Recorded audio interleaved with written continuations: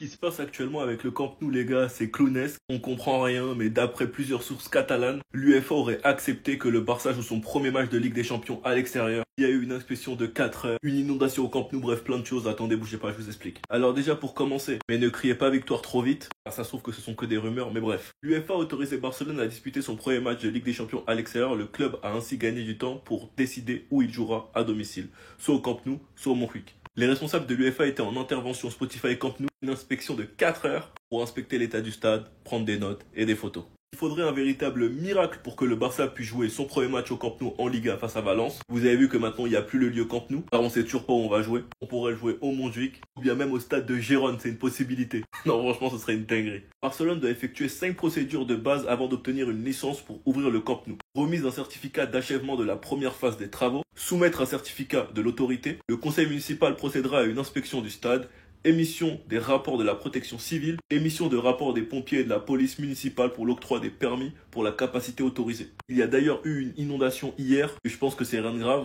vu qu'il y a eu l'inspection aujourd'hui. Pour l'autorisation de l'UEFA, on n'a plus qu'à croiser les doigts que ce soit vrai. Et voilà, Koubarsi et Araujo, faites très attention à votre poste. Koundé l'a lui-même dit.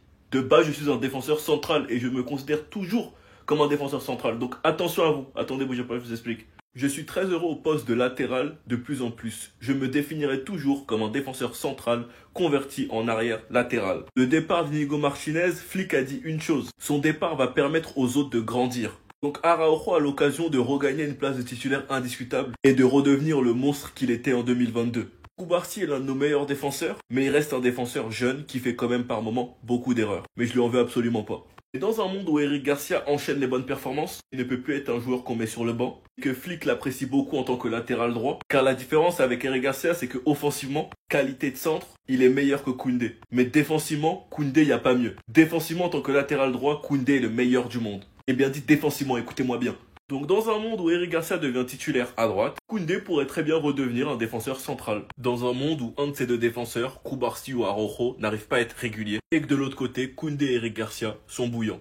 En tout cas, on verra. Sinon, vous les gars, vous en pensez quoi? Ramenez-vous sur Snap, on s'ennuie. Alors là, mon ami, tu te débrouilles. Jules Koundé vient de commettre une grosse erreur. Il vient de se mettre à dos toute la France entière pour Lamine Yamal. Je tiens déjà à vous informer que l'Olympique de Marseille rentre dans la course pour Marc Casado. D'après le Mediasport, il le voit comme un possible successeur d'Adrien Rabiot. Parce que oui, pour ceux qui n'ont pas suivi l'actualité, Adrien Rabiot et Marseille, ça va pas du tout. D'après les infos, le gars en serait même venu aux mains. Et suite à ça que Marseille a décidé de se débarrasser de lui. Donc pour le succéder, leur cible c'est Marc Casado. Marseille serait même prêt à débourser 30 millions d'euros pour l'attirer. Et Barcelonais, dites-moi en commentaire si pour cette somme-là, vous le laissez partir. Toujours avec le FC Barcelone, les amis, d'après le Mediasport, Dani Olmo devrait commencer la rencontre face à Levante et on nous confirme que la concurrence entre lui et Firmino Lopez va continuer cette saison. Avant de parler de Jules Koundé, les amis, Oriol Romeu va résilier son contrat avec le FC Barcelone, ce qui permettra d'ailleurs au FC Barcelone d'inscrire Gérard Martin. Ça, c'est un joueur qui pense au club. Il fait toujours passer les intérêts du club avant les siens. On termine avec Jules Koundé, les amis, qui a prolongé jusqu'en 2030 avec le FC Barcelone. Et juste après sa signature, le gars, il a pris le micro pour tout gâter. Et les journalistes l'ont tout simplement demandé entre Lamine Yamal et Ousmane Dembélé qui mérite le plus. Et sachant que les deux sont ses coéquipiers, le gars il était dans la merde. Il dit aux journalistes, tu me mets dans une situation compliquée car il y a aussi Ousmane. Mais je vais dire que si Lamine Yamal gagne, c'est mérité. Je rappelle que le gars il vient tout juste de prolonger, c'est juste après sa prolongation.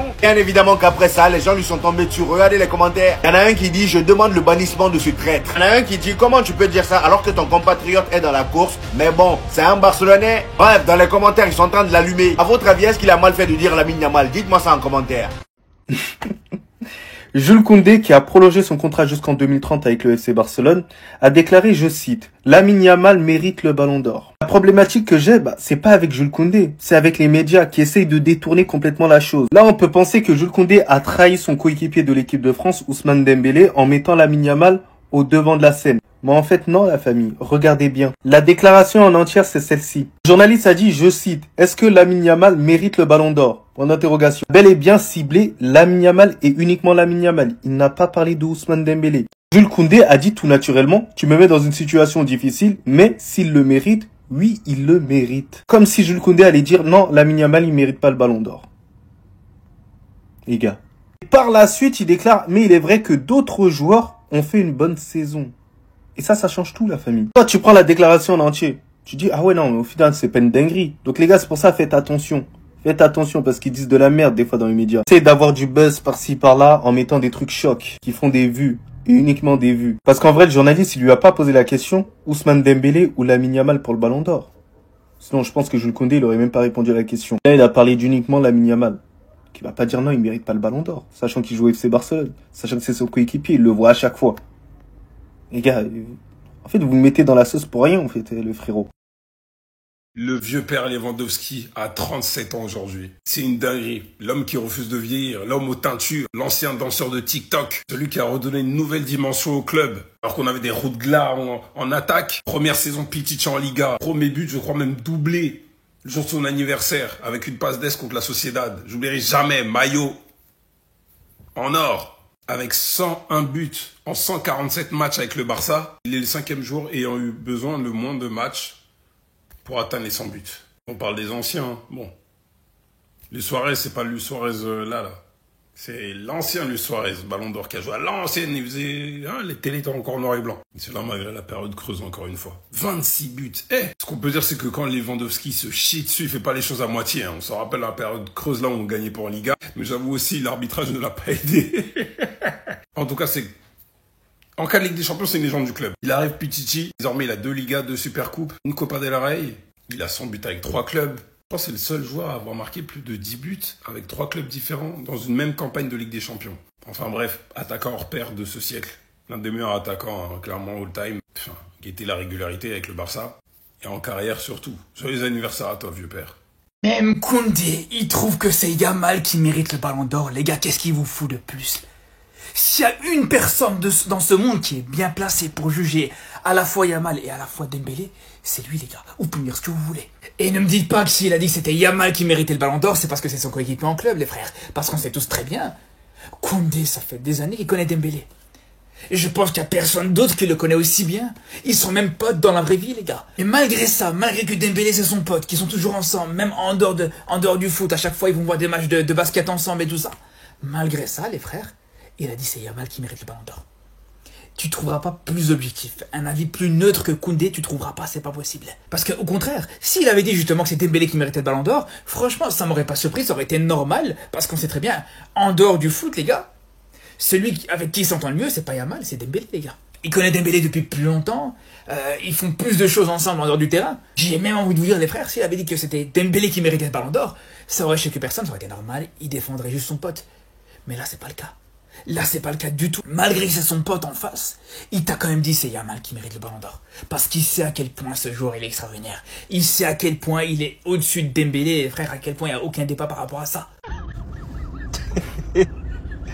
Oh là là là là là là. Mais qu'est-ce qu'il raconte celui-là? Jules Koundé, qui vient de déclarer Lamine Yamal mérite le ballon d'or. Même le ciel a tellement ri de cette déclaration de Jules Koundé qu'il a inondé le Camp Nou.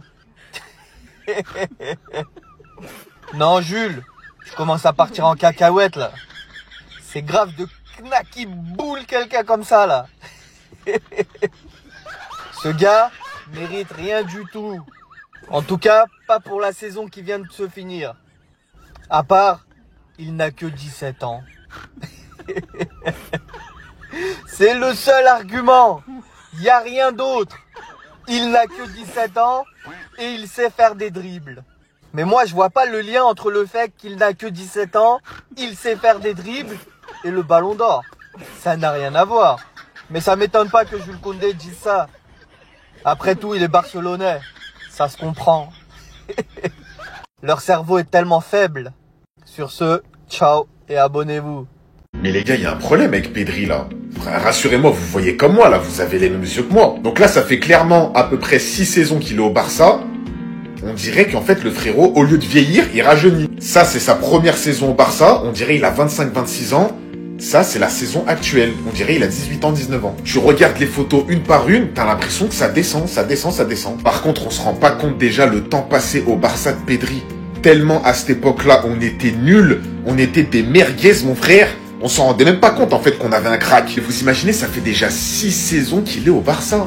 6 ans les gars. Franchement, moi dans ma tête, il est là depuis 2 ans, 3 ans, Pedri. Et malgré ça, il y a un truc que je regretterai toujours les gars. C'est derrière moi. Il a joué qu'une saison avec Messi. Oh, on a passé qu'une saison avec Pedri et Messi dans la même équipe. Ça aurait été tellement un cauchemar pour les équipes adverses.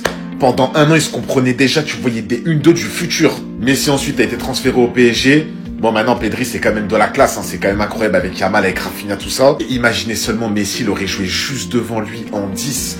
Enfin, Messi, en fait, il joue partout.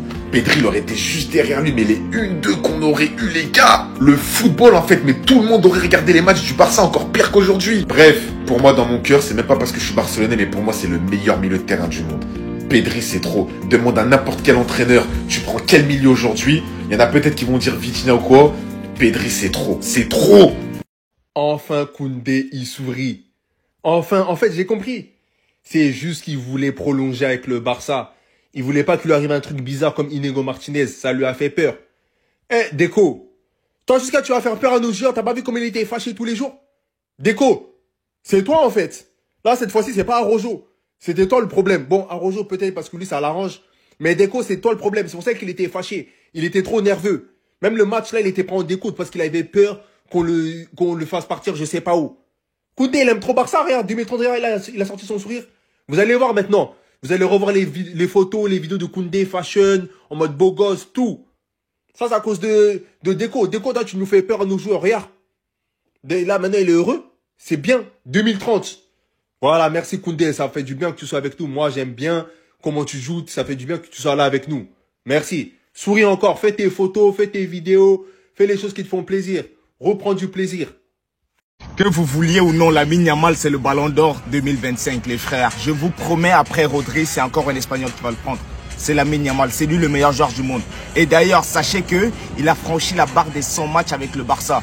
Quasiment le plus jeune buteur de Liga à atteindre les 15 buts. Franchement, il est quasiment à 80 goals assists, les frères, en 2 saisons. 18 ans, vous voulez quoi avec le Barça? Il est à l'origine des actions, il a tout.